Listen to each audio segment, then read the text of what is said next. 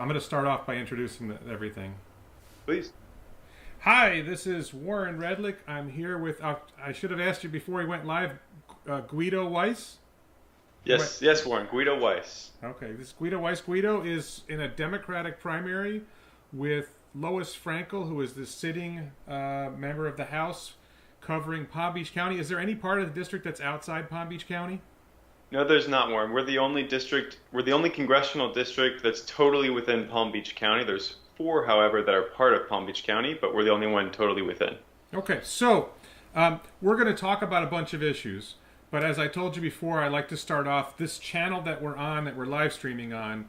I talk a lot about self-driving cars. A lot of my content is related to Tesla and, is related to Tesla and SpaceX.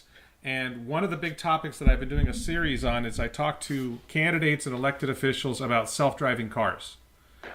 And I wanted to ask you, since you're running for Congress, and I missed, when we talked earlier, you said something that made me think about this. Do you have experience in Congress you worked there or lobbyist or something?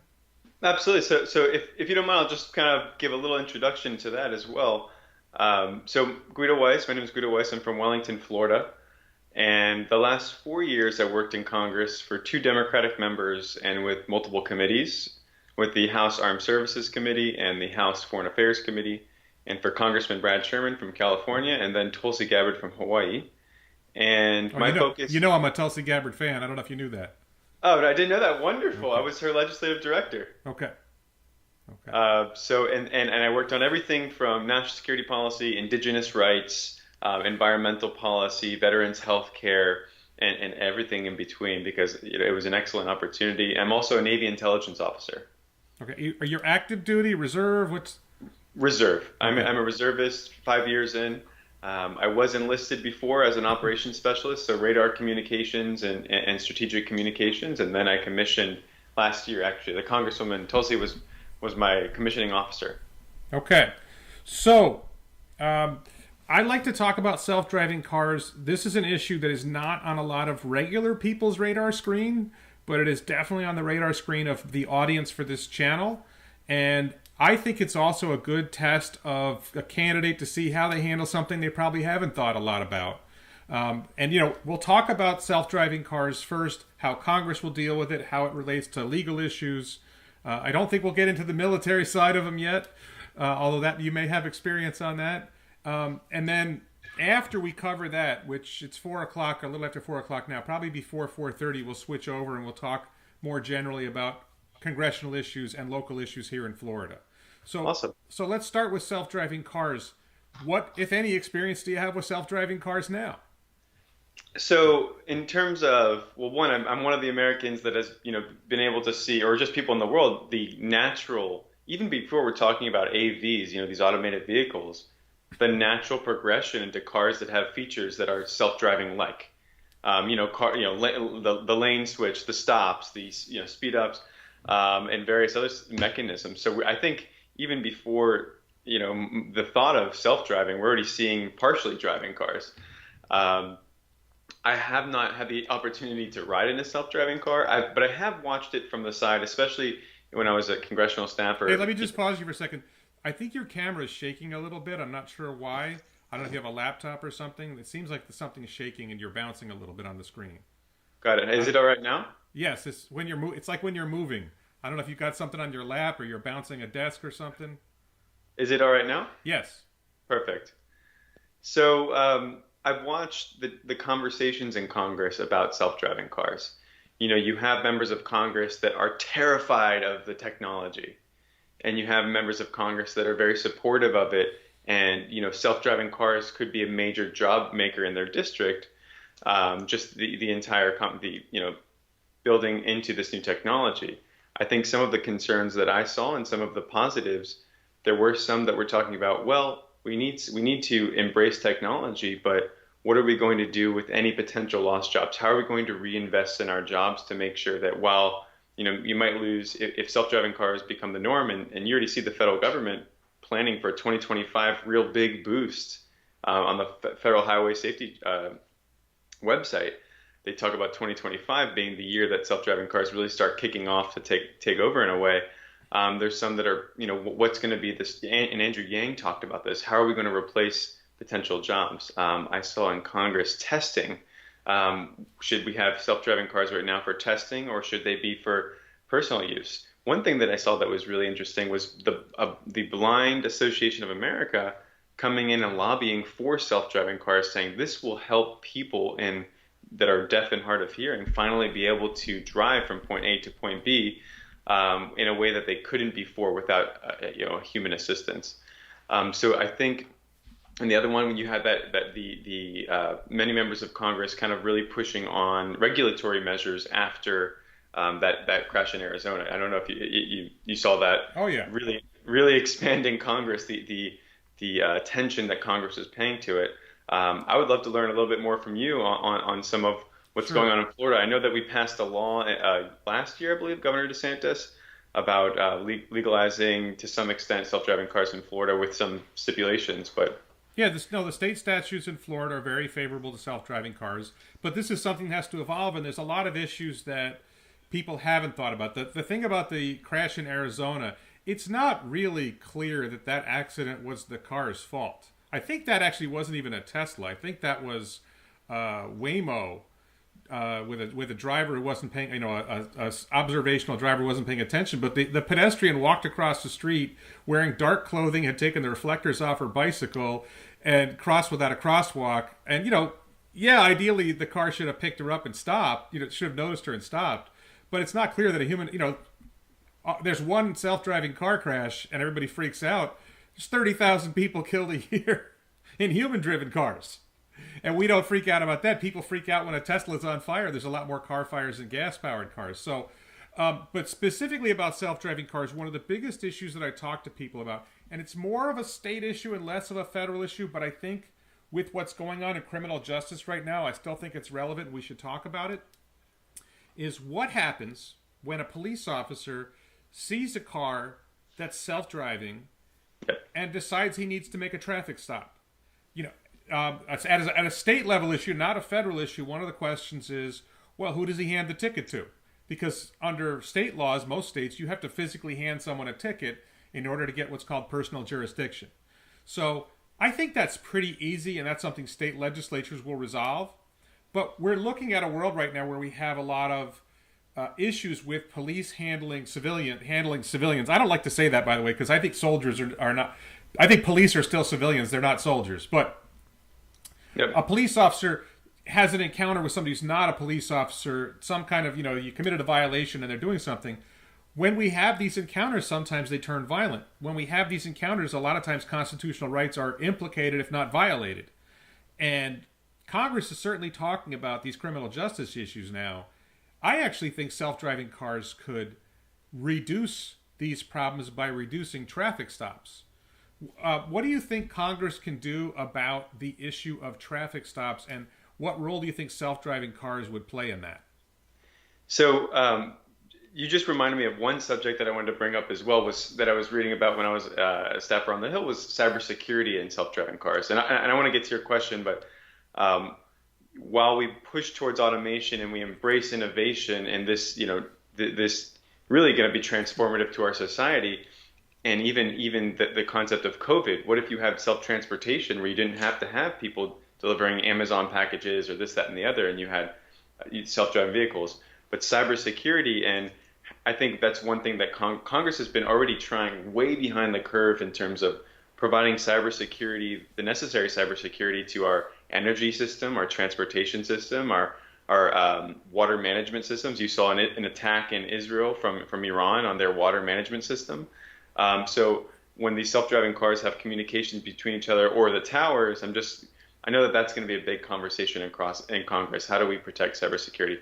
But in terms of the police, it's something that I want to research quite a bit more in terms of understanding. And I understand that you're a transportation lawyer. So I'm a traffic lawyer. Traffic lawyer on that as well. I imagine that there would, in terms of people being pulled over, I imagine that self-driving cars know the speed limit and know the rules of the road and could prevent, to some extent, a profiling incident if that self-driving car is not even accidentally going 6 miles an hour over. because it's going the speed limit as it follows the signage and other signals that it intercepts. I don't know what would happen if a police officer, pulls over, or could they even pull over a self-driving car? Is there even a method for that? And is that something that needs to be? Is that something that's regulated, or is that something that the companies themselves put into place? I think these are all questions that would be relevant, and I would love to hear some of your thoughts on that as well. So, first of all, about cybersecurity, I would it's my opinion, okay? And I know we're not here for my opinion, but the idea that Congress is better placed to protect the cybersecurity of a self-driving car than the company that is running the software and program software. I know it, with all due respect to Lois Frankel and Ted Deutsch and Nancy Pelosi, I don't think they know anything about cybersecurity. And I think Elon Musk and George Hotz from Comma.ai and the people who run Waymo and Cruise are a lot better prepared to handle those technical issues and aren't going to be benefited. And no, I don't even know your level of technical sophistication, but I suspect you're not as technically sophisticated as they are. And it's probably safer if Congress just gets the hell out of the way and lets them manage their own cybersecurity. And if anything, Congress getting involved is now you can get a hint of my political views when I say this, but Congress getting involved is more likely to create problems than solve them. But how do you feel about that? Because if you're a Democrat, you're a Democrat. Honestly, my Republican friends aren't much different, although people like to think they're different. But my Democrat friends like to think, well, we need Congress to come in and save everybody from everything. And I think we need to get Congress out of the way and let people take care of themselves. But how do you feel about the idea that, maybe Congress shouldn't get involved in regulating self-driving cars and just let the people who run them, they'll be liable, right? If the car has an accident and someone gets hurt and they didn't handle it right, they'll be liable under state courts. Why does Congress need to get involved in that at all? So I think that this kind of goes into the broader question of regulation from Congress, or the idea of minimum standards set by Congress. I think you're right. There are many ways the private sector is way ahead of the federal government in terms of certain issues like cyber issues or other tech-related issues. Now, if you look at the computers even, or some of the technologies the federal government uses, you can definitely see the private sector has an edge in many ways. I think, though, we always fall into this dilemma of, if, for example, if you didn't regulate big agriculture at all, and everybody was expected to self-regulate, or under the state, there are certainly cases where chemicals from one company are put into streams and there's no accountability. I'm not saying that that's what's going to happen with AV with self-driving cars in any way, but I think that that's what Congress's concern would be, to set probably some sort of minimum standard, or at least a roadmap that will allow for regulators to work with private sector. But it's to be totally honest, something I don't, in terms of which direction we're going to go on that and what's the exact best path, it's something that I'd have to do a bit more research into. Okay. I don't know if it seems like something changed with your mic. It's working, but I just wanted you to know it's like there's a little bit of a fuzz and the sound volume went down. But I'm just going to interrupt for a second because I was going to ask this question, and we have a chat going. There's a chat window on YouTube, and people have asked questions. So Reggie Insider asked this, and I don't know if this is really a congressman question, but if a self-driving, I've asked this question of other candidates before. So a self-driving car is doing a drug run, right? So the picture here is I'm a drug dealer and I want to get my drugs from point A to point B. I put the drugs in the trunk of a self-driving car.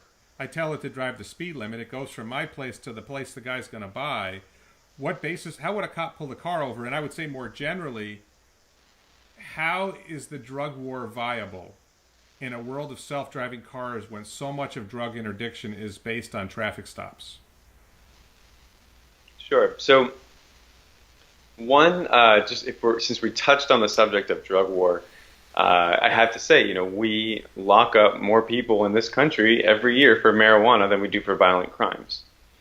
And we have 5% of the world's population, 20% of the world's imprisoned population. So if we're going to talk about drug wars, me personally, we might not 100% agree, but me personally, I'm working to change the way that our law enforcement interacts with especially things like marijuana, and the harsh penalties and mandatory minimums that have been in place that create these situations where where police officers are eager to pull over. Okay, well, What? let me pause you there for a second because I'm going to ask you more directly about the drug war later and criminal justice later. Sure. But I really want to focus on self-driving cars for the beginning Got of it. the interview. Yep. And so I think I have a sense of where you're going, and we'll talk about that later in the interview. The thing with self-driving cars, you mentioned this actually. You talked about Andrew Yang, and Elon Musk agrees with Yang and you apparently on this issue about self-driving cars, killing jobs and automation killing jobs. And I'm a huge Elon Musk fan, but I disagree with him on this. I grew up near Andrew Yang, so I should be an Andrew Yang fan, but and I like him in some ways. But I think this is unfortunately nonsense. That automation, that increasing technology, it will kill jobs. There's no question about it that it will kill jobs. But we have a history of over 100 years of massive wrenching technological change. And it always creates better jobs and more jobs than it destroys. So my biggest fear there, and if you watch, I just had an interview, and anybody who's watching, if you haven't seen it, I interviewed Omar Kazi, who is he's been a part of the Third Row Tesla podcast. He's interviewed Elon Musk a couple times, interviewed Kimball Musk.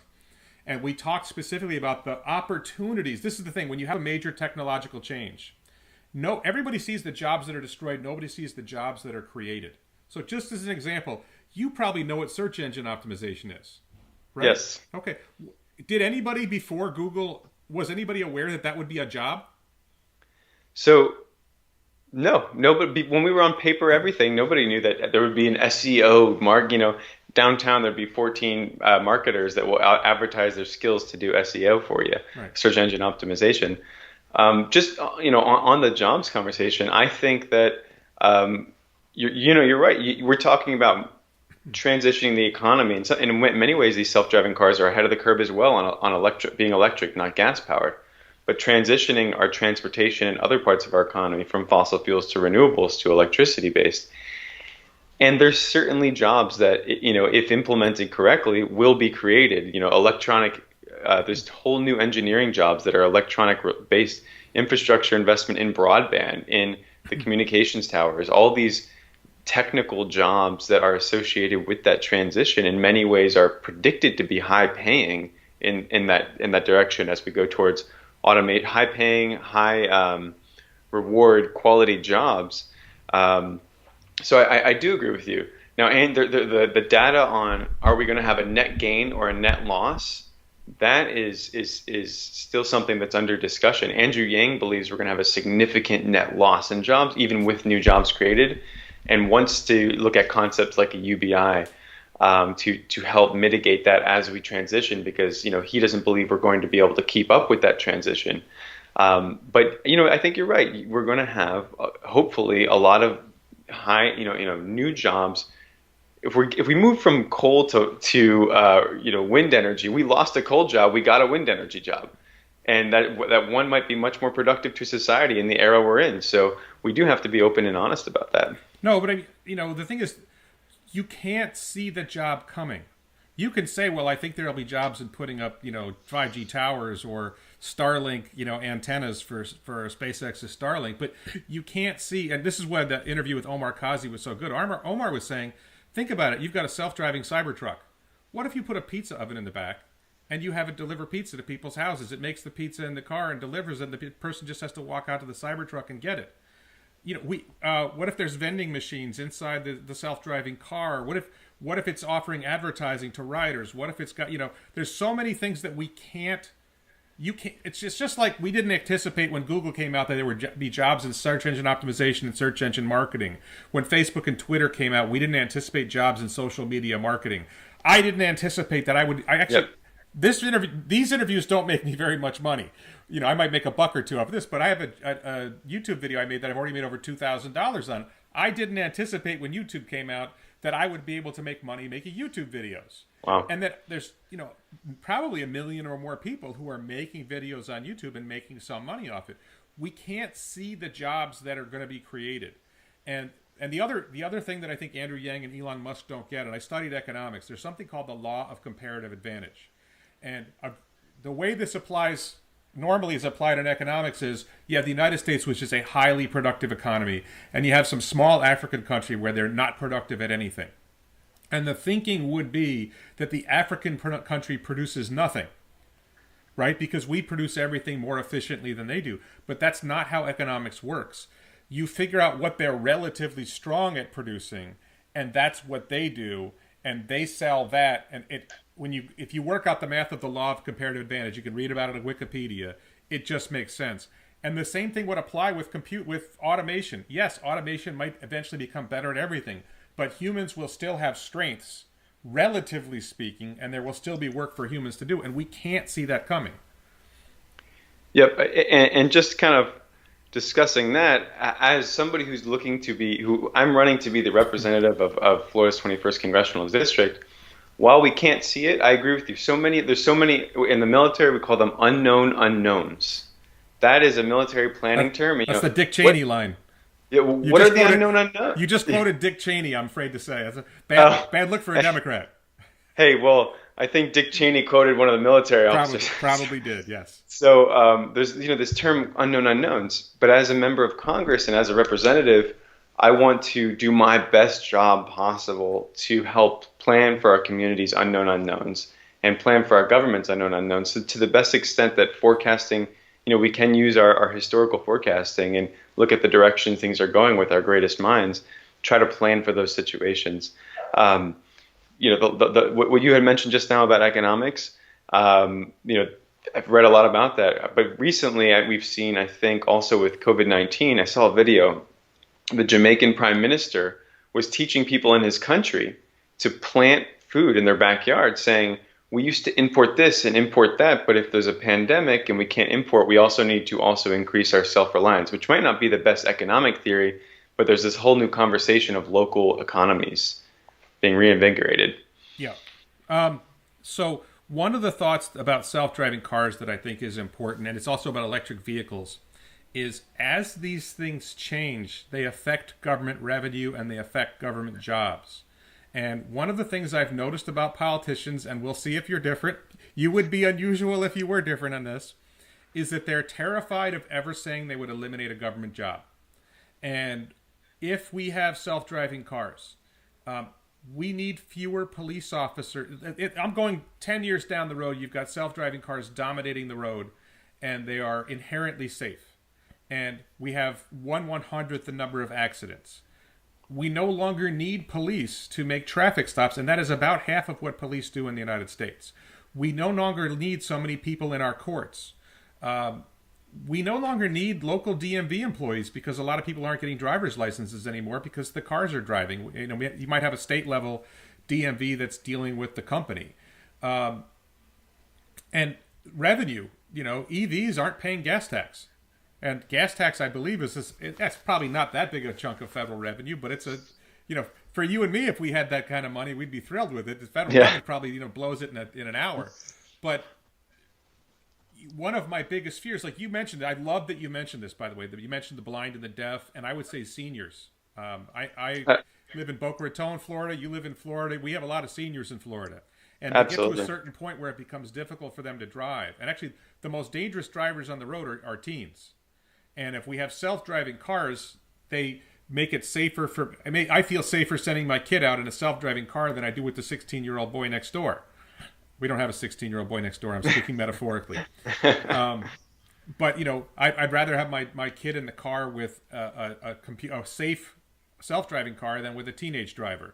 And there's so many advantages to self-driving cars in terms of safety, in terms of the environment. My biggest fear is that government will find a way to screw it up. That government will say, wait a minute, we need our tax revenue, we got to tax this. Government will say, wait a minute, like you mentioned, they were afraid of self-driving cars because of some story that was in, some mainstream media about something that wasn't really a self-driving car's fault. And Congress will overreact just like Tip O'Neill did with Len Bias's death and create the mandatory minimums for crack cocaine, the crack powder disparity. That you'll see some knee-jerk reaction from congressmen responding to public pressure and ignoring the tremendous benefits this provides to the disabled, to seniors, to teens, to families.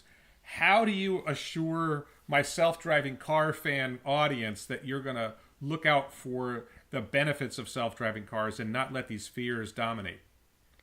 Sure. I mean, I think going kind of just to backpedal a little bit on what we talked about, when there's going to be new ways, the society as a whole has to transition. So as we talk about Amazon and other companies that, certain data companies online have not been regulated yet in terms of tax. Certain types of transactions haven't been taxed, while other transactions that were traditionally taxable are taxed. And we see this push in Congress to start taxing different types of revenue that are brand new. So I could see the federal government transitioning away, or not government from local, state, and federal transitioning from some of the traditional items that were taxed, looking for new ways. And you said don't mess that up. There has to be a balance, I think, in everything about what is it fair? Is it still promotion, the innovation, safety, and other health benefits? But the government still needs needs revenue in some capacity, especially if the services rendered. And you talked about police jobs. Some of those jobs might go into cyber. Some of those jobs might go into the manufacturing of these cars or the new infrastructure that's laid down. I think that as we were talking about, as society transitions from one function to another, jobs transition as well. And just I'm trying to say that we're going to have to adapt. I don't know exactly how that's going to happen. I don't yet. So many of these questions for me are 2-3 steps ahead.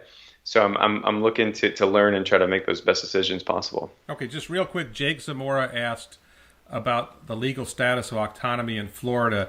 Technically, Jake, I believe that Florida has already made it legal, but even though the statute says it's legal, there are probably some regulations that a self-driving car company would have to comply with to make it happen. So I probably should have something else. Did you have something you wanted to say on that? No, I was going to say I was reading up on Florida, and I saw that there's a couple interesting aspects of the Florida automated law. It seems like you can still use a cell phone. You can use a cell phone in a self-driving car in Florida, according to the law DeSantis put into place. But the insurance rates go up significantly because these are kind of the entry level generation of self-driving cars. The insurance requirements from the state are pretty high because they don't. I think that society as a whole is still getting used to what's going on and adapting to it. Well, there's practical reality there. If you're in a self-driving car, and let's say it's a Tesla, because I'm a Tesla nut, and it could be Waymo, it could be Comma.ai, whatever. If the self-driving software is driving the car, then the company that produces the software is liable for the accident. So the insurance is kind of irrelevant. Tesla's worth $180 billion. I didn't check the share price today, but it's arguably the most valuable car company in the world. If they get hit with a few $1 million lawsuits, they got the money. That's not really they're not really paying insurance the same way that you and I do with our cars. So it's tricky if I own a self-driving car. Do I have to have more? I already have a lot of insurance, but the typical person who's going to be buying a self-driving car probably already has high limits. You're not buying a Tesla, a $50,000 Tesla, and going with a minimum policy. I would say that's probably rare. But I was trying to think if there was something else. Yeah, I think my biggest concern is just when you said that about jobs, that the local police jobs would become cybersecurity jobs. With all due respect to police officers, they may not have the education and training to handle that job. They may not be ready. Manufacturing, great. I think most people can learn manufacturing. Most people can learn anything. But the key is to accept, and no politician does, so you wouldn't be different if you didn't, to accept that maybe some government jobs just need to go away and you need to let the private sector take over and government shrinks, which never happens under Republicans or Democrats. But that's a huge challenge, and I don't know if you're ready to say, we don't need those jobs. So I think that we shouldn't be spending money on anything unnecessary. But I don't know yet what that new scenario is going to look like. There's just kind of going back on the conversation. I think we can make a lot of predictions based off of the past and what we're seeing the direction going to. But a lot of this policy making and these decisions are going to be having to made. It's going to come up on us faster than we think, I believe, but I yet don't have the data and the information to say, that's how many we need here and this is how many we need there. That's why I'm just not able to answer that question directly, but I would like to. Okay. I'm looking forward to that day when we get there. Okay, so just for the people who are watching, my condition of doing these interviews with candidates is they have to suffer my interview about self-driving cars for a half hour. I'm not saying you're unhappy with it. I'm just saying that some candidates don't really I'm enjoy enjoying it. So some candidates. So the plan was to do a half hour about self-driving cars and then move to a more general conversation about your congressional race, about the congressional issues. I like to talk about local issues here in South Florida and Palm Beach County, especially West Boca, although it's harder to make Congress relevant to West Boca. I do have one or two to talk to you about there. So we're going to shift there. So if you were here just for the self-driving car conversation, now's the time to leave. I'd love to have you stay. I think it looks like it's an interesting conversation. So the first thing I wanted to talk to you about, which is the hot issue. Okay, this is the issue of the day, is Black Lives Matter. It's criminal justice reform.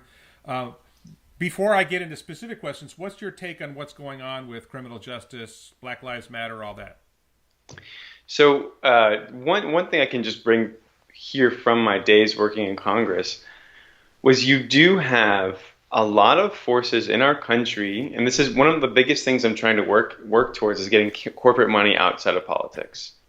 So you have right now private prison industry that does lobby every single level of government, from local, state, and federal, for longer mandatory minimum sentences, for harsher penalties on various issues. I think that, combined with a lot of, we have a black population that went from slavery to segregation to modern day to our society we're in today, and there still is a lot of race issues going on. It's very, very clear that there's still racism in this country, and that, in combination with the corporate interests, has led to a significant, higher population percentage of black people being in prison and also being pulled over, and all those the stories you see all over the news.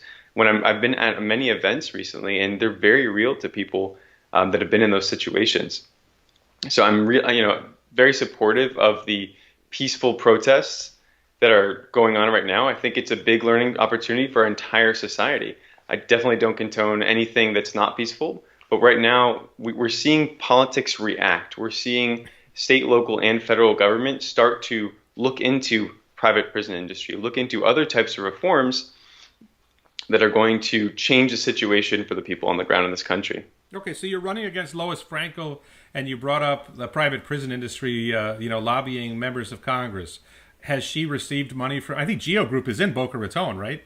So Geo Group's in Boca Raton. Lois Frankel has personally invested in the private industry and got called out when people noticed and said it wasn't it was a financial advisor who did it. It's always somebody else's fault. It's always somebody else's fault. And then she also invested hundreds of thousands of dollars in fossil fuel for a year or two, for a few years actually, and then acted as if, I didn't know it. Once she got called out on it, she stopped investing. There's a lot of politicians that don't invest in private prison and don't invest in fossil fuels because those stocks happen to have good dividends and other types of returns. She has been a part of that. I can say, that's from her investment side, because every member of Congress has to say, where have I invested and where am I taking money from? And that's all public record. She has taken money from payday lenders, which is, payday lenders disproportionately, there's a lot of data showing, disproportionately influence low-income communities. And within those communities, frequently it's black and brown people that get stuck in cycles and cycles of debt from those institutions. She's been in cahoots with those countries from her time, going from mayor to Congress. Okay. So, I should disclose, since we brought up investing, I am heavily invested in Tesla and Amazon and the S&P 500 and some other companies. But since we talked about Tesla, I should it's in my on my Twitter, but I am ridiculously overweight in Tesla. Okay, so can you talk about? There's a couple of bills that are in Congress, or have been talked about in Congress right now. One is to end qualified immunity. I think that was Justin Amash, who's a member of the House, and Rand Paul supports banning no-knock raids. What is your take on those two proposals, and what other? Let's talk about those two first, then we'll talk about some other ideas. Yeah. So I'd have to look into the bill from Amash's on qualified immunity, honestly, to give a good answer on that. Can you say the other one? Well, let's just talk about qualified immunity first. Are you familiar with what it is? So I have to look at the definition in front of me, honestly. Okay. So really simple. If I'm doing my job and I harm someone, as a private sector employee, then I'm either negligent or I'm not negligent, and I'm liable, and my company is liable for my actions if I'm negligent or I'm not negligent. If a government employee, not just police, if a government employee harms someone under federal law, there's something called qualified immunity. There's no liability unless they violated a clearly established constitutional right. Because I'm talking about federal. Yep. And it applies in a lot of state court cases as well. There's these immunities. So basically, it's saying government is privileged. It's kind of like sovereign immunity, right? Government is privileged, and government can do wrong and not be held accountable, where private sector individuals are held accountable. And I personally, even though I don't like qualified immunity, I don't think that's really a big issue in what's going on. But I just wanted to get your take on that, because that's a hot issue right now. I think in general we're seeing a lot of. It's only more recently where you're seeing a lot of people, and it's like you said, it's not necessarily at the federal level. A lot of these police departments are at the local level. There are less federal police officers that have been. No, but they get sued federally. They get sued for violating the person's constitutional rights. Yep. And then they're protected by qualified immunity.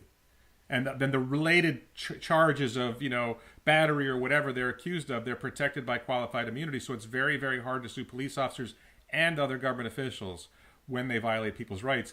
Harder than it is to sue private sector companies, individuals. Do you think government should be privileged like that?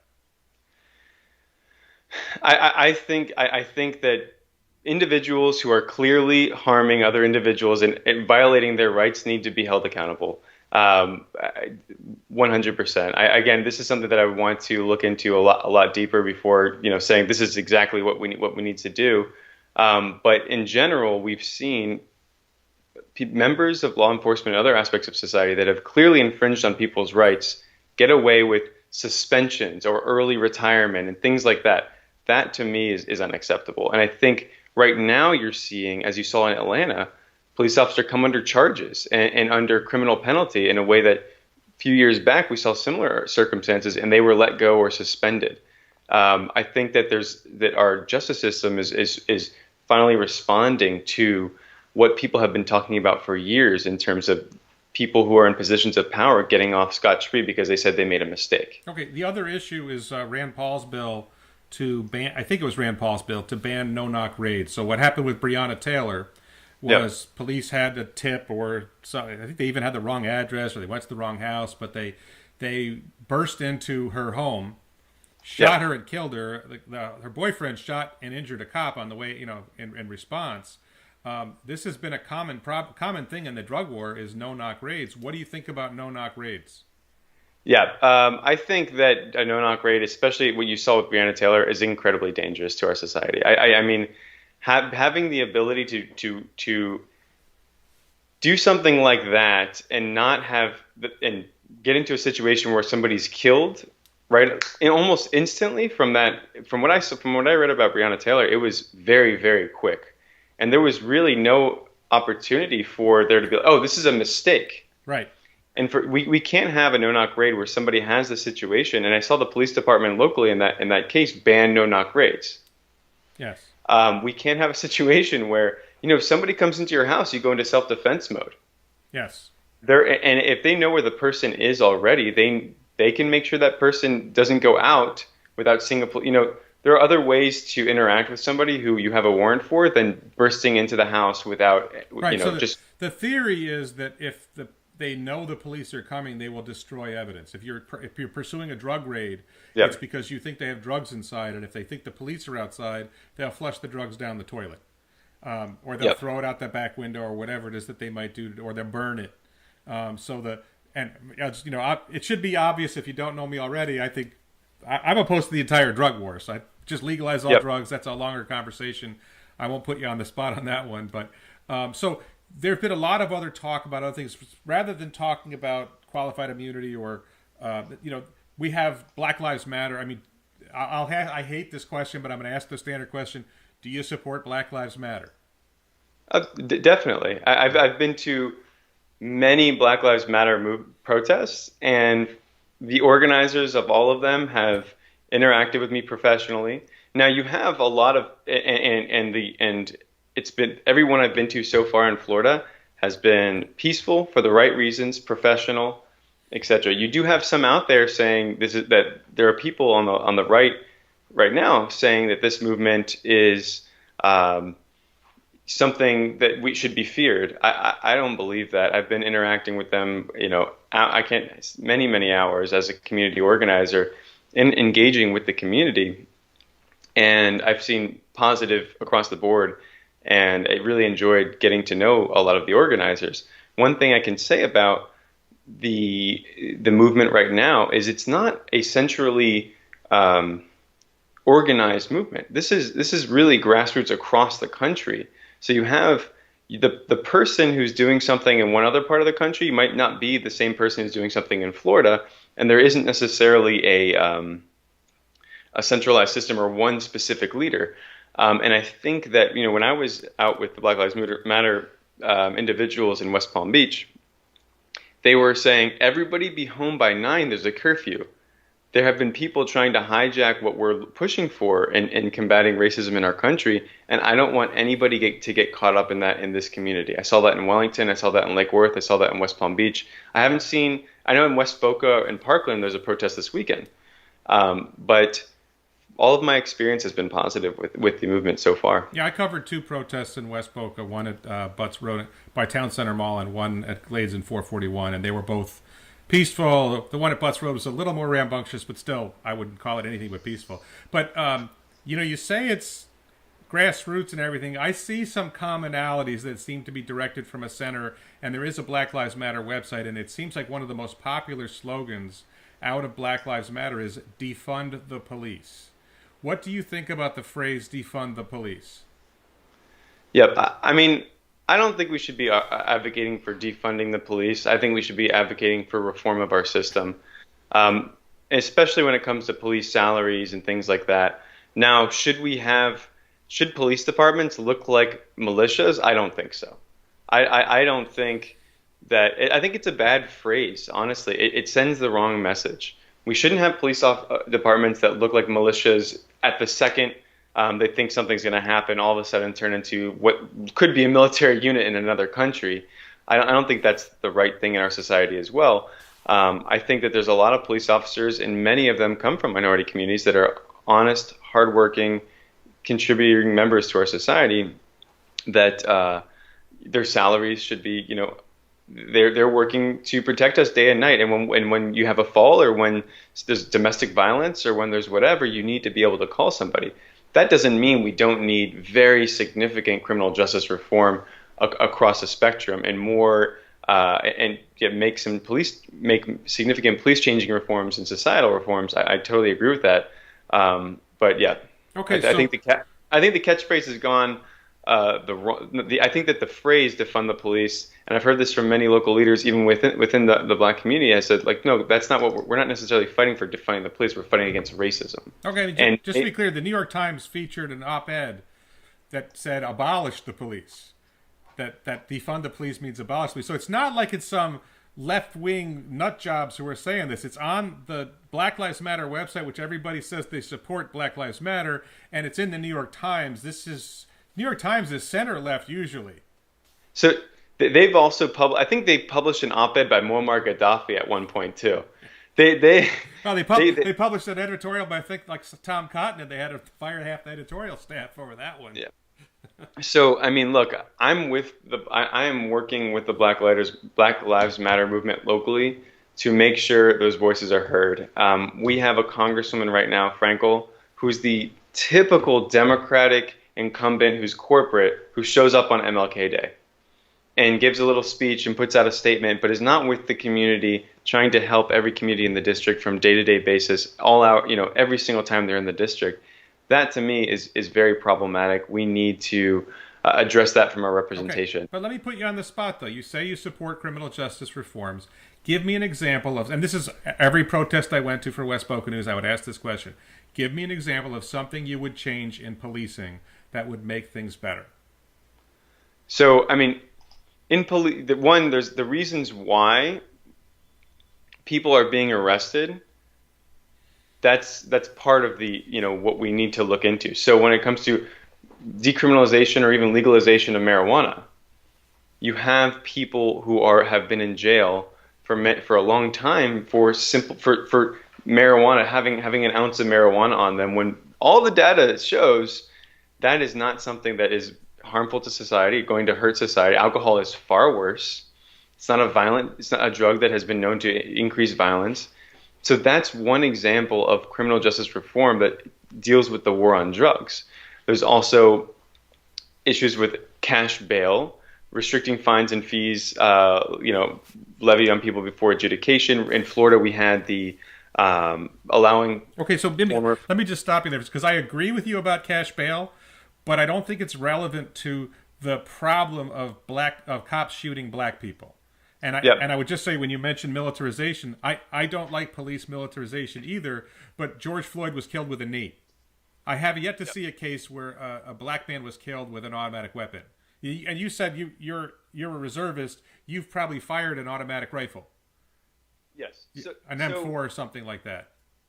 Yes. I'm talking about the Breonna Taylor encounter, the Philando Castile encounter, the George Floyd encounter, the Michael Brown encounter. These situations that are popping up, can you give me a reform? And the legalizing marijuana one, I'm on board with you 100%. I don't think you're going far enough. I would legalize them all. But I legalize cocaine, heroin, LSD, whatever. I don't expect you to go there. But I'm talking about, can you give me a specific reform that you would advocate that would have protected George Floyd, would have protected Breonna Taylor? That's what I'm asking about. Cash bail doesn't have anything to do with it. There's no chokeholds. You can have a chokehold ban. When I was in the Navy as a security force member, I was taught never to do what they did to George Floyd. And it was in my training. I was a military police in the Navy. That was in my training. Do not ever do that. You can't put your knee on someone's neck. You can't even put them on the ground with handcuffs behind their back and apply pressure. That is restricting. There's cameras. There's requirements for police officers to have cameras. Now, there's been a lot of data out there showing when people are on film and they're dealing with anybody, it doesn't matter their color, they deal with them in a much different way than when they're off camera and they know that there's no penalty for what I'm going to do. And it's not, but when they're on camera, in many of these cases, technology has been the proliferator of us understanding what's going on.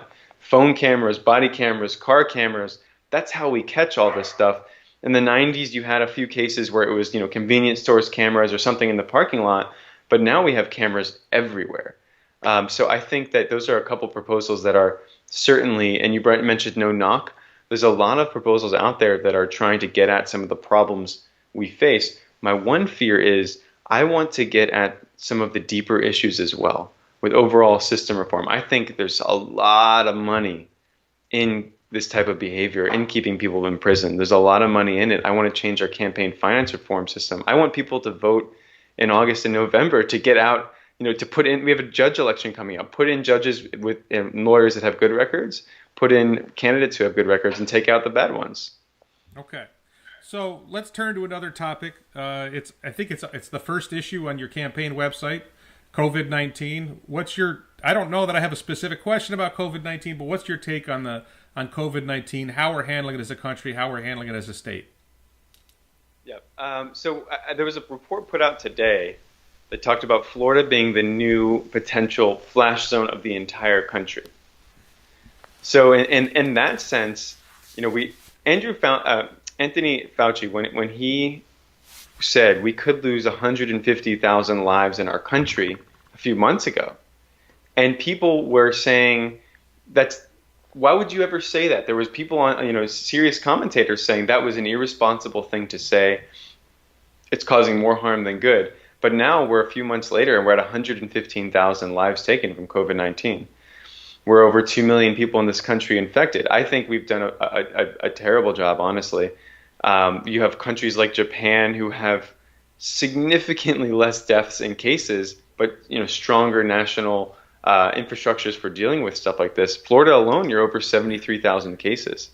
We're opening up right now, and there doesn't seem to be any desire. Actually, we also had today ICUs in Palm Beach County overbooked. We're starting to lose even beds in our ICUs. So we can't go around and act as if this is something that's no longer happening. And in this district, we have, as you mentioned before, a significant population over 65 that is at increased risk for it. So let me just, in terms of how we need to really address this, contact tracing is a big one. There are some concerns that need to be answered with contact tracing, but there's also a significant lack in investment in just the practice as a whole. We used it for polio; it was successful. We need to go back to that and put actual resources in it. What do you think about people attending large public gatherings? Oh, I think that if there is anybody in a large public gathering, there needs to be PPE involved. As we've seen, the country is not. The states aren't going back to full lockdown. The federal government's even encouraging large public gatherings. Not encouraging, sorry, I won't say encouraging, but they're commenting. The Trump administration is commenting on large public gatherings. If there is somebody in a large public gathering, one, especially indoors, I don't think we should be doing it whatsoever. I've seen some things outdoors that, I've seen people in masks downtown, but even downtown in Delray and West Palm Beach right now, where there are restaurants open, I've seen restaurants filled with people. Yeah, the table might be 12 inches further from each other they were on each direction, or 2 feet further, but tables filled with people. And if you look at the CDC and what they're saying about being close to somebody and getting contact, it takes 5 minutes to have a significant exposure of contact, and people are, from me to the wall to each other. I think that we are in for, unfortunately, and I don't even think, I know, just based off of the data we're seeing and the growing numbers in Palm Beach County, we're unfortunately heading in that direction. Well, are some public gatherings privileged? Like you said, you went to, and I went to, Black Lives Matter protests where large Yep. numbers of people, and when you mentioned PPE, my experience is an awful lot of people aren't using them correctly anyway. I see people with the mask and it's not covering their nose. I see people taking them off. And they're certainly not observing social distancing at any of these rallies that I've been to. They start off with 6 feet and then everybody's all together in a big group.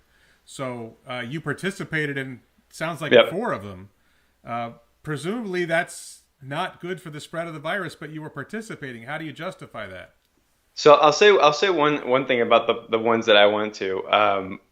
The people using PPE, it was outdoors, and the people were all using PPE, and that was even one thing that the Black Lives Matter movement was encouraging when they were there. A lot of people are starting to go to online type rallies, which I've seen increasing in scope and number. But it was a stark contrast to see. At the restaurants, nobody's got PPE on, and at the coffee shops, nobody has PPE on. Well, you're not supposed to wear it at the table. Yeah, no, not at the table, but there's big crowds outside of it and inside of it, and and in stores you see a lot of people without PPE, and all of a sudden the stores have taken down the requirements, not all of them, but many of them, to wear a mask inside the store. So I think that's what I would want to address first. So far, from what I've seen at the protests, they've done a better job in general about wearing PPE. And I was looking at the photos, and I was pretty amazed to see some of them and keeping some type of distance. One of them that I saw, people were keeping very significant distance to try to be aware of those regulations of the 6 feet and things like that. I mean, the line, which would have been a march that was like 100 yards, ended up being like 400 or 500 yards. Okay, so I don't know how much you know about me, but it seems like you and I are on, and I'm probably extreme compared to most people, but you and I are on opposite sides of this issue. I see that when you talk about seniors, I'm with you 100%. We need to protect our seniors. I think in some ways we're not doing enough to protect our seniors because we're distracted by other things. But my opinion, and I can tell you a lot of my friends think I'm nuts when I say this, is if you're under age 60 and generally healthy, the flu is more dangerous to you than COVID-19. If you're under 30, you're more likely to be killed by a lightning bolt than you are by COVID-19. And yet we shut down our schools, and we shut down all these jobs, and we shut down all these businesses. And it's going to have a massive impact on federal revenue and the federal budget. It's going to have a massive impact on state and local budgets. How do you see the balance going here? You can tell where I am. And again, my audience may not agree with me, especially in West Boca. But how do you balance that problem that if you shut down everything, you're destroying the economy? So I think that, just kind of going back to what you mentioned before, you do have, I've seen here people who I've known who have been below 65 uh, who have died and from COVID-19. There have been, 100, as I mentioned before, Well, let's 100. be clear. You know people have died in car accidents. You know people have died from a variety of causes. The fact that you know somebody who died, and when you say you know some, I'm sorry, I'm just going to jump in here, but Please. when you say you know somebody who died of COVID, you weren't in the hospital where the diagnosis was made. And again, like I said, people don't necessarily agree with me, but my experience is a lot of these cases where somebody young allegedly dies of COVID, you look at the actual cause of death, and it's not respiratory. I just saw one the other day where it was a kidney failure. Well, COVID doesn't cause kidney failure. COVID causes respiratory failure. So I think a lot of these are overstated. And of course, there's going to be somebody who dies who's under 65. But to me, it's dramatically overstated. But anyway, I'm sorry. Go ahead. I just want to get back to the balancing question. Sure. So with all due respect, Warren, we mentioned earlier 36,000 people died in 2019 of car deaths. We're talking about automated vehicles. Right now, we're at 115,000 in about a quarter of a year, about half a year. And if that goes just to be clear, I don't buy that number, but I understand, that is a common number that's used. So I mean, I'm just going off of the government reporting. So if that's that car crashes are one of the high are a significant cause of mortality in the United States, and we're talking triple, quadruple, potentially 8 times that number by the end of the year. For me, it's just I have a respectful disagreement in opinion with you, where I think that this is this is to me something that is worth taking an economic hit for protection of the greater good. It's going to be a rough year. A lot of people who are developing in their lives in 2020 are going to have a harsh, 17 or 18 or whatever. These young people are going to grow up in a time where our high school graduates, you name. But I think a lot of this, again, I don't want to see 200,000 people dead in our country from it. And you might, again, with all due respect, we might disagree on the numbers and where they're coming from. But for me, that's what I believe. But what about? I mean, look, you've got you're imposing social isolation. You're taking people away from their jobs. You're doing things that are going to increase the suicide rate. You're doing things that keep people. I just saw a story today about somebody who just got to the hospital in time. He was hesitating to go. He had a heart attack, and wasn't going to the hospital because he was afraid of COVID. So there's a lot of deaths that are being. It's not just the economy. It's not everybody goes, oh, it's just money. Well, people not having money. Sometimes that causes them to commit suicide. People being terrified of this virus because of exaggerations. I'm sorry, it's my take that there's a hysteria here that's being pushed by government and the media that's causing deaths in other ways. And now you look at federal and state budgets. I mean, I'm just trying to get you to balance. Yes, and I'm not disputing that it's real. Okay, it is killing people, particularly old people. I absolutely agree with that, especially when certain governors ordered nursing homes to take them as residents, to take COVID patients as residents. That's a big chunk of the number. But there's still a consequence here that we have a massive increase in federal spending. We're going to have a massive reduction in federal revenue. We're going to see the same things at the state and local level. As a congressman, you're going to have to deal with budgetary issues that are going to come out of this. How do you address that? I mean, look, in terms of right now, we're over 115, 120% national debt to GDP ratio. That's been an issue we've had to address for a long time. There was this notion from Republicans and Democrats back and forth that blame each other for the cause of the national debt. Your tax cuts caused my national debt and military spending. Your domestic spending causes our national, whatever it is. This goes back and forth. But what we know for sure is that the national debt ballooned under the Trump administration even before COVID was a thought in anybody's mind. And it ballooned under the Bush administration, and it ballooned under the Reagan administration. And too. It started decreasing under the Obama administration. So no, it did not. The debt did not decrease. The deficit. Deficit decreased. Our deficit started decreasing under, which is a step in the right direction under the Obama administration. Now, in terms of that's something that we're going to have to deal with, absolutely. But right now, we're kind of in the situation where the country is being forced to grip with what's going on at the moment. And the concern right now, ahead of all of this stuff, is saving people's lives. And that's just where that's where our Congress is. That's where our government is. That's where the most of the policymakers are in terms of what to address But first. if you collapse the economy, more people die. And I feel like no, I'm not picking on you personally. I mean, I just feel Yep. like I want to scream at the top of my lungs at everyone in Congress and the White House too, because it was most of the despite the differences back and forth, most of this has been bipartisan. And Nancy Pelosi and Donald Trump were both bragging about how the CARES Act was bipartisan.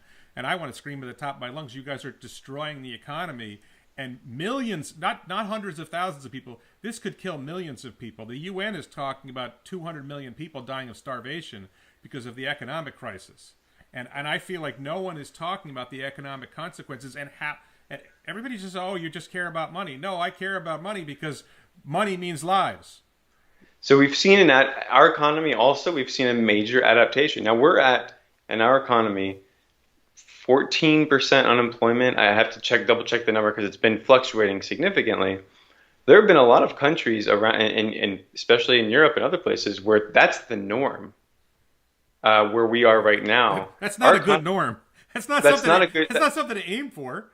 That's in no way what I'm aiming for or would ever aim for. What I'm saying is as we continue to progress, the economy has also adapted in many ways. The amount of people working from home has adapted in many ways. The amount of automations and conversations like this have adapted in many ways. So our economy is adapting to what is the norm in our society at the moment. I can't say with any conviction that we shouldn't be taking serious precautions right now. I think that the government has. Sorry, my dogs are barking right now. In case you hear something. One. Yeah, but there is a balance right now. Like they have opened up to some extent. At the same time, implementing stricter measures across the board in terms of PPE. So I do think you see an effort on the government's behalf to keep the economy moving, as well as protect human lives. We still have a lot of work to do. Nothing about this, in no way, shape, or form, has been a perfect response in any way. And you saw a lot of bailout. You saw part of that bailout was very corporate and gave unregulated money to a lot of companies. Yes. Nothing about this is perfect. And that was bipartisan. And yeah, look, trust me, I'm just as critical as the Democratic Party in terms of my whole thing with the Democratic Party is I'm going against a Democrat who takes 95% of her money from companies or large donors. And when it comes down to fighting for issues for this community, and we're talking, it's bragging about that last bill, when in my view, it was far from imperfect. Okay, so it was far from perfect. I want to talk about one more thing that's a more national. I want to talk about local issues shortly. I want to talk about one more thing that you'll probably like talking about, and we're probably going to agree on to some extent. It's the reason I love Tulsi Gabbard. I'm concerned about federal budget, and one of the biggest items in the federal budget is our foreign policy, and I mean our military foreign policy of having troops in. I'm going to ask you if you know the answer. How many countries do we have troops in?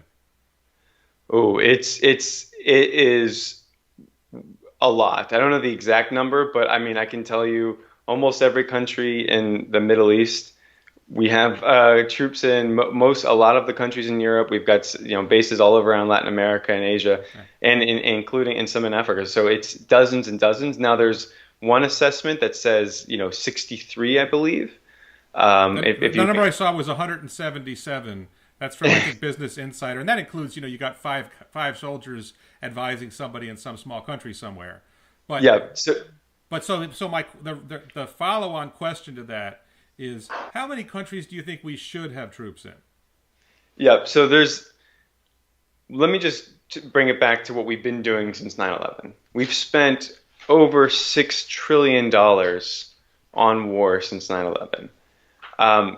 Much of that has not been able to be proven as giving us significant national security returns.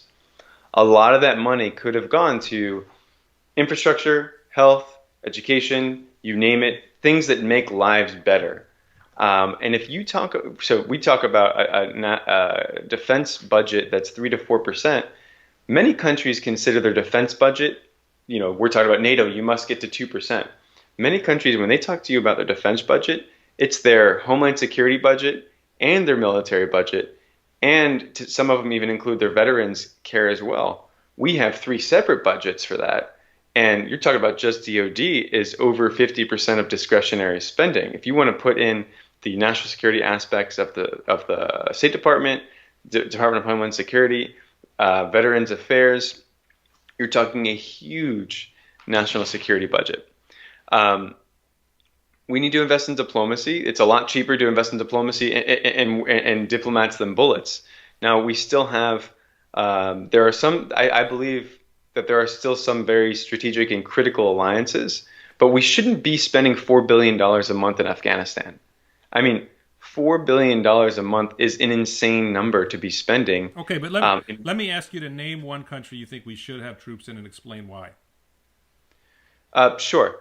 So I still think we need countries. I'm sorry. I still think that we benefit from our security relationships we have countries in just one country. Name Japan. One. Okay. Japan. We have a U.S.-Japan military alliance. I was in Japan recently working on issues related to that. That is one where Japan shares a lot of the costs. Do you speak Japanese at all? I do not. I speak Hebrew. I lived in Japan, so. Okay. But you did? Yes, I lived in Hiroshima. So you speak Japanese as well? As well. Okay, awesome. So I was in Nagasaki. I didn't make it to Hiroshima. Right. But that's an alliance that it doesn't just assist with our broader national security perspectives, but we work together on natural disaster response, diplomatic initiatives. Again, they share a lot of the cost-sharing agreements. A lot of Japanese people don't want U.S. troops in their country anymore, especially in Okinawa. Especially in Okinawa and that indigenous populous area. Definitely, a lot of these things need to be looked into. We shouldn't. But here's the thing. Okay, we have troops. We could have foreign policy staff in Japan to do foreign policy things. We could have aid workers in Japan. Not that Japan needs our aid. We could have diplomats in Japan. But soldiers are men with guns and weapons and bombs. And my opinion. We don't need... Japan is the second or third largest economy in the world. They're an island nation, very hard to attack. They don't need our help. They can take care of themselves. What are we there for?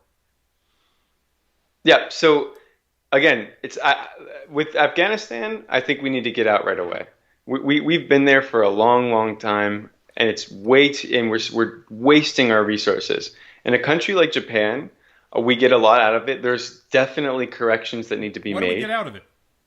What do we get out of spending $50 billion or $100 billion a year maintaining a large military in Japan? That's one of our largest. That's one of our largest places where we have troops. So the number is a lot less, and being able to maneuver across the Pacific. So they're on the other side of the Pacific, having that strategic ability to, our forces in there deal with everything. It's narcotics, it's fishing, it's the weather systems, it's missile defense. We do everything in conjunction with Japan in the entire Pacific region.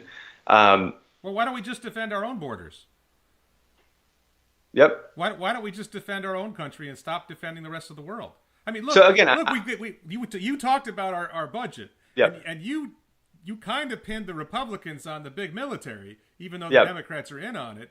So I'm saying, let's have troops in one country, the United States, and I would even argue zero, and let the militia defend the United States since there's no actual threat to the United States. Yep. I know I'm extreme. I know I'm extreme on this, but I don't hear much of a reason why we need to be in Japan other than vagueness. So no, I mean, it's not vagueness. I'm not. My entire view is that we need to. Not my entire view. I definitely agree. We need to reduce how we use the military. We don't need to sit around and guard every single aspect of the world and make sure that. And this kind of goes back into the localized economy. If we had a more local economy, if we had something where we weren't reliant on protecting trade routes to the same extent, reduction of forces from a federal government perspective would be a much a different conversation. If we weren't reliant on fossil fuels, it would be a much different conversation. I do think we need a reduction. Am I ready to say remove every force out of every single country right now and without pushing our government in that direction? That's not what I'm saying. I'm saying we do need a reduction. Absolutely. Well, let me phrase it a different way. We've had troops in Germany and Japan since 1945. That, if I'm not mistaken, is 75 years. Yep. What's our exit strategy? I mean, a lot of it deals with the national security environment that we're in. There are some countries that have been wanting American support and I assistance. don't care what they want. I'm asking, Yep. when will the American people get to have their troops come home and stop wasting money in these countries? Wait, 75 years is an awfully long time for us to occupy Germany and Japan So, and like, England like I and was saying, I think a lot of this needs to go back down to reform. And what are our threats at the time? So, one, campaign finance reform. When I was in Washington, D.C., I saw military companies push members of Congress to have the Navy buy aircraft carriers it didn't want. yes.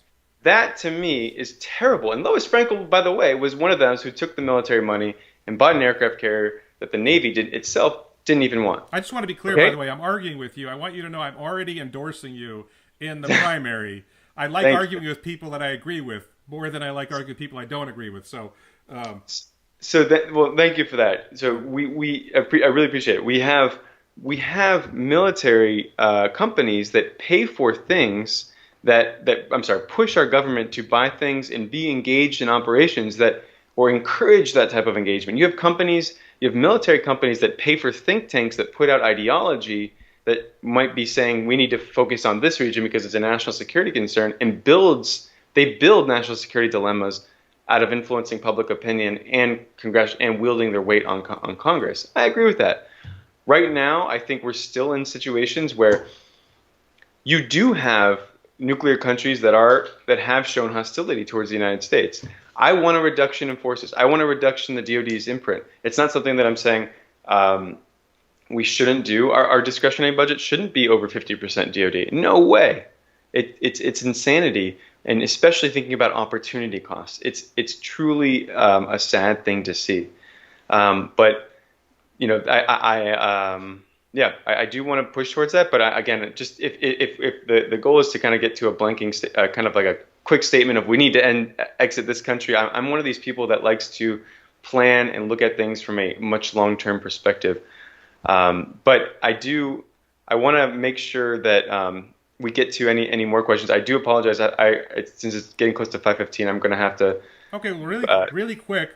Yeah. I was going to. If you want to talk about the local election, I'd love to kind of touch on that. Yeah, quickly. let's talk about that. What matters to people? What do you think matters to people in Palm Beach County? What are the local things that Congress can do to make their lives better? So, one, in Palm Beach County, you have, and I've seen this as my experience for the last few years in Congress and then being back here campaigning in my hometown, you have a lot of people who don't know who their member of Congress even is. And that's a bad thing. That's not, and you might have to go, oh, they have bad civics, class. I don't think that's the case at all. When I worked for Tulsi Gabbard, she was in her community. She would go home from D.C., fly from D.C. for the weekend to Honolulu, spend 12 hours, fly to 3 different islands in Hawaii, spend 12 hours a day doing community workshops, engaging with the community, every single person, no matter who they were or where they were from or their party, and teaching community about Congress, about resources, various other types of workshops, and also community service. That's something that we need here. We don't have a lot of politicians that do here. So let me go to one of them. Environment. We live between the Everglades and the Atlantic Ocean. We have climate change. I don't know your views on that, but I'm a firm believer that we need to combat climate change. We have politicians here on every single level, including Frankel, who's probably taken $100,000 of sugar money.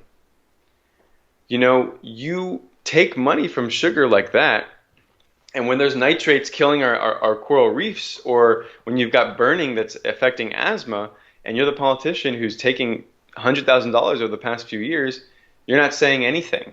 Our community wants somebody who's going to stand up for them. When you have somebody like Lois Frankel, who took pharma money forever and continues to take pharma money, big pharmaceutical money, and when we have a $110 pill that is $6 in another country and it's the same pill, and it takes her 6 to 8 years to even start talking about the idea of a universal healthcare system, I think it's problematic. I think our district, I'm trying to raise awareness to these issues and how the system works and how pay to play works. And I'll just say one more thing. Frankel, from her times as the mayor of West Palm Beach, had a grand jury of the state of Florida say that administration is a pay-to-play administration, trying to bring an honest representative to our community. Okay, so I think you've got to go.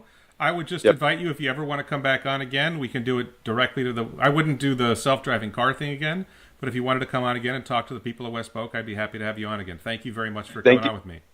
Thank you so much, Warren. It's great to speak with you. Have a good Take day. care. You too.